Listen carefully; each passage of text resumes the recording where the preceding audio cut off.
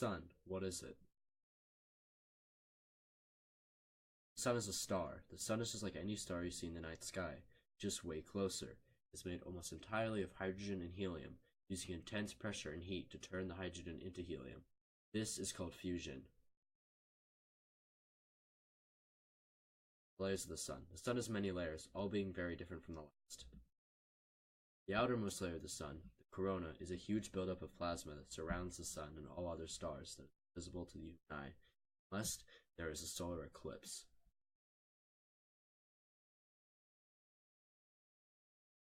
Chromosphere, the second outer layer of the sun, is very hard to observe, often being like that during solar eclipses due to pools that can see in all wavelengths of the electromagnetic spectrum.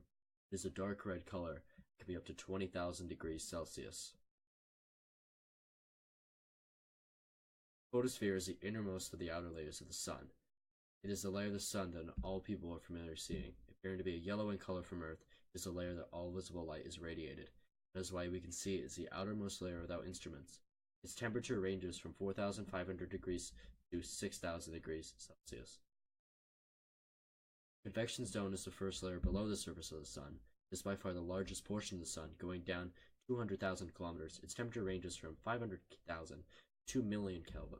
This is where the light and energy particles make their way to the surface.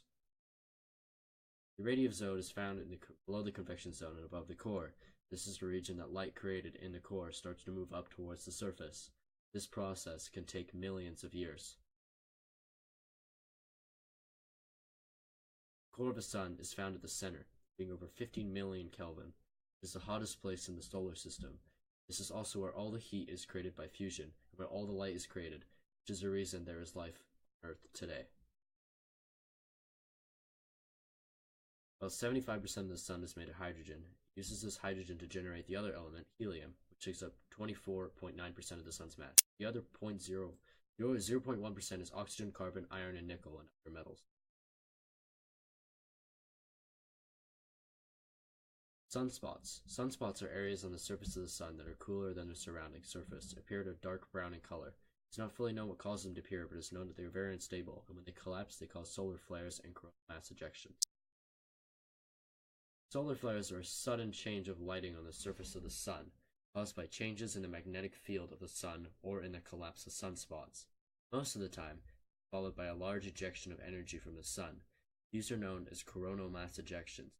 These can be very dangerous and enormous, being capable of reaching farther than the diameter of the sun. They're so powerful that if the Earth did not have its magnetic field, it would destroy the atmosphere.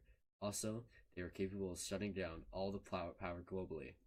There's a possibility it could do this in our lifetime.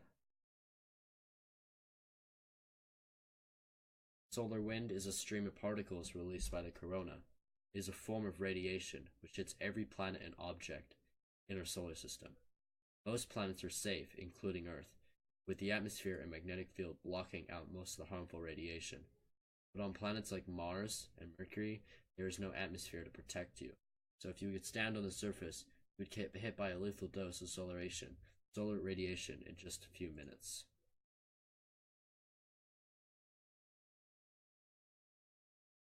The sun has a limited influence. Once you get far enough from the sun, the amount of solar wind gets smaller and smaller until you reach the interstellar medium. It's in the shape of a bubble that surrounds the solar system. You know that you've reached this area when the solar wind is lower than supersonic speeds. You pass a termination shock.